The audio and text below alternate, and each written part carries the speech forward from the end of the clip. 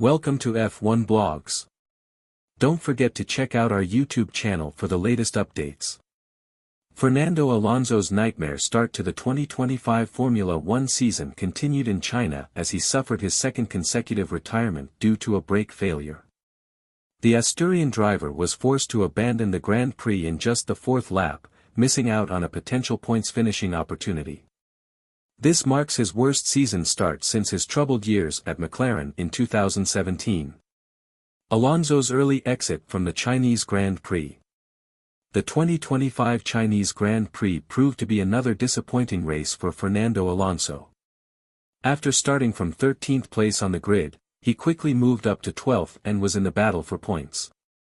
However, disaster struck when Pierre Gasly, who was following Alonso closely, reported flames coming from the Aston Martin's rear brakes over team radio.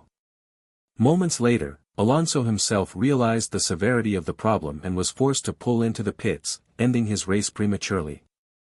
The rear brakes were completely gone, so we lost a great opportunity because with tire degradation, you never know what could have happened, Alonso said after the race. Already on lap 1, the team asked me to cool the brakes, which is never a good sign when the race has just started. Maybe something got blocked, but it doesn't make sense to have a problem so early. The brake pedal went straight to the floor, and I got a big scare. Luckily, it happened at turn 1, where I only needed to downshift. If it had happened at turn 14, I would have taken out 3 or 4 cars and it could have been a really bad crash. Within the bad luck, I'm glad I came out of it unharmed. A challenging start to the 2025 season. After a crash in Australia and now a technical failure in China, Alonso finds himself with 0 points in the championship. This marks his worst season start since the dark days of McLaren Honda. The Aston Martin driver is aware that the competition this season is extremely tough, with the top 4 teams, AlphaTauri, and Williams all showing strong pace. 0 scores could be common this year, Alonso explained.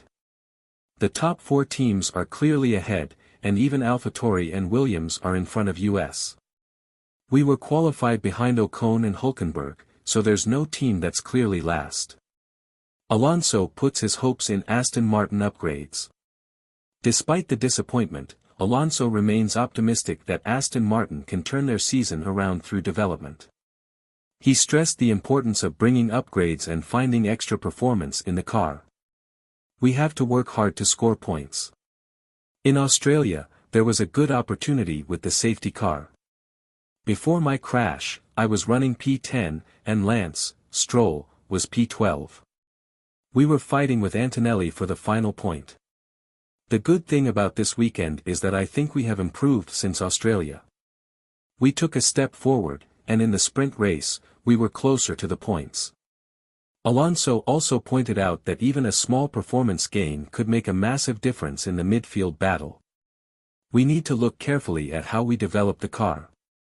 That's the key. I missed out on Q3 by just 80 milliseconds. The team that manages to bring 2 or 3 tenths of a second in upgrades won't gain just 2 or 3 positions, they will gain 8. I'm putting my hope in Indiana that. We'll try to bring something to each race. With 2 weeks until the Japanese Grand Prix in Suzuka, one of Alonso's favorite tracks, Aston Martin has time to analyze their data and bring potential fixes and improvements. The team, including engineering chief Adrian Newey, will be working hard at their Silverstone factory to give Alonso a more competitive package. McLaren dominates, Alonso looks ahead to Suzuka. While Alonso struggled, it was a dream day for McLaren as Oscar Piastri took victory, followed by Lando Norris in second place. George Russell completed the podium in third, while Max Verstappen had to settle for fourth. Carlos Sainz finished P13, making it a difficult day for Spanish fans. Although his season start has been disappointing, Alonso remains determined to turn things around. His message to fans is clear: this isn't about how it starts, but how it ends.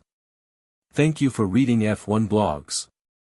Don't forget to like, comment, and subscribe to our YouTube channel for more F1 content. See you at the Japanese Grand Prix.